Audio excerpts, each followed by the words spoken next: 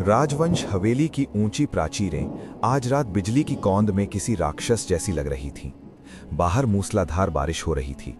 हवेली के भीतर सन्नाटा इतना गहरा था कि पुरानी घड़ी की टिक-टिक भी किसी के दिल की धड़कन जैसी सुनाई दे रही थी। सेठ धर्मदास अपने पुश्तैनी सिंहासन पर बैठे हुए अपनी अंगुलियों को बेचैनी से मल रहे थे। उनके चेहरे पर बरसों का घमंड था। तभी हवेली के ऊपरी कक्ष से एक नन्ही सी किलकारी गूंजी। धर्मदास के कानों में ये किसी युद्ध की ललकार जैसी चुभी। पिताजी, सुना आपने? शंख नहीं बजा, थाली नहीं पिटी। राजवंश की दहलीज पर लक्ष्मी ने नहीं बल्कि उस अलक्ष्मी ने कदम रखा है। चुप हो जाओ आकाश। क्या विधाता को मेरे साथ यही क्रूर मजाक करना था? आज एक कन्या ने इस खानदान की किस्मत पर कालिख पोत दी। सत्य कभी बदलता नहीं सेठ जी। ये बच्ची वरदान नहीं, राजवंश के अंत का श्राप है। पिताजी, देखिए तो सही, कितनी सुंदर बिटिया है। राधा ने उसे गंगा जैसा पवित्र नाम दिया है। उसे श्राप मत कहिए। मेरा बेटा है तो इस शकुनी कन्या को अभी इसी वक्त इस हवेली से दूर ले जा। इसे श्रापित झील की लहरों को सौंप दे। फैसला तेरा है छोटे, कुल की मर्यादा या एक मामूली लड़की। सागर के कांपते हाथ अब उस मासूम को पालने के लिए नहीं बल्कि उसे मौत के मुंह में धकेलने के लिए तैयार हो रहे थे। श्रापित झील का पानी आज रात किसी सोए हुए दानव की तरह काला और गहरा लग रहा था। हे विधाता, ये तूने मेरे हाथों में कौन सी लकीरें लिख दी? मैं कैसा पिता हूँ? गंगा, मेरी बच्ची, अपनी इस अभागे पिता को माफ कर देना। शायद ये लहरें तुझ पर उस पत्थर दिल धर्मदास से ज्यादा दया करें। जा बेटी। सागर के कांपते हाथ अब उस मासूम को मौत के मुंह में धकेलने के लिए तैयार हो रहे थे।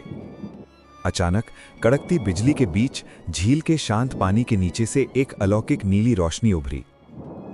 राघव जी, जरा उधर देखिए। ऐसा लग रहा है जैसे आकाश से कोई तारा टूटकर पानी पर तैर रहा हो।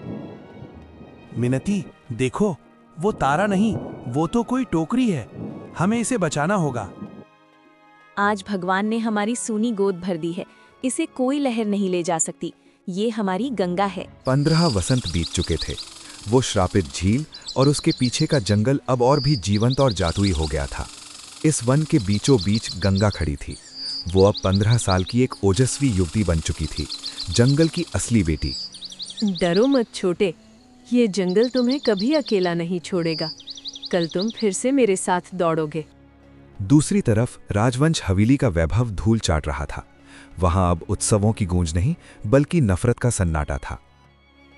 आकाश बेटा, क्या यही मेरे कर्मों का फल है? मुझे जानवरों के साथ सुलाओगे? अब चुपचाप अस्तबल में रहिए पिताजी। आपने जिसे श्राप समझकर बहाया था, आज वही हमें खा रहा है। गंगा का चेहरा गंभीर हो गया। उसे नहीं पता था कि कर्मा का चक्र अब पूरा होने वाला था। गांव के बाहर एक पुराना जर्जर शिव मंदिर था। दोपहर का सूरज आग बरसा रहा था। कोई है? भगवान के नाम पर एक घूंट पानी पिला गो। मेरा कंठ सूख कर पत्थर हो गया है। तभी सूखी पगडंडी पर पायल की छन छन सुनाई दी। गंगा अचानक ठिठक गई। बाबा, धीरज रखिए। ये लीजिए पानी। आप इस तपती धूप में यहाँ अकेले क्यों पड़े हैं? तेरी आवाज? बेटी, कौन है तू? इस आवाज में तो वही ठंडक है। ताबीज अचानक एक तेज नीली और सुनहरी रोशनी से चमकने लगा। धर्मदास को एक बिजली जैसा झटका लगा। ये क्या है? मैं देख नहीं सकता पर मेरी उंगलियां इस नक्काशी को पहचानती हैं। ये राजवंश की शाही मुहर है। गंगा बेटी, मैं तेरा दादा हूं, तेरा कातिल। जिसे मैंने श्राप समझा वही आज मुझे जीवन दान दे रही है। गंगा स्तब्ध खड़ी थी। उसने नफरत से धर्मदास का हाथ नहीं छोड़ा बल्कि और कसकर थाम लिया। न्याय की शुरुआत यहीं से होगी। रात का सन्नाटा कुटिया के भीतर भारी था। दिए की लौ दीवारों पर लंबी और डरावनी परछाइयां बना रही थी। इसे खोलो बेटी।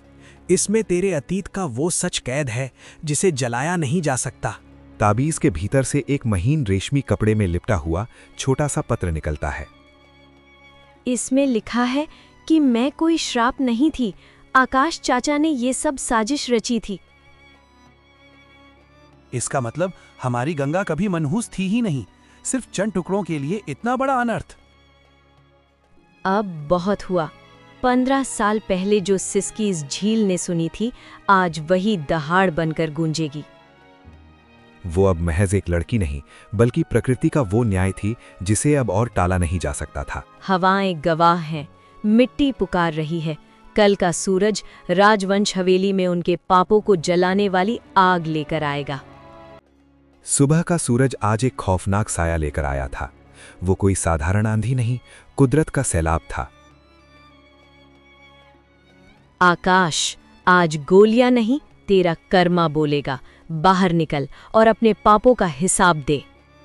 रुको, ये क्या पागलपन है? पहरेदारों, इस लड़की को मार गिराओ। ये कोई जादूगरनी है। पेड़ों की विशाल जड़ें जमीन फाड़कर बाहर निकली और उन्होंने हवेली के फाटकों को मिट्टी में मिला दिया। आकाश, देखो, वो जड़ें हवेली को तोड़ रही हैं। हमें भागना होगा। मेरे रक्षकों, इस अन्याय के द्वार को ध्वस्त कर दो। ये रोशनी कैसी है?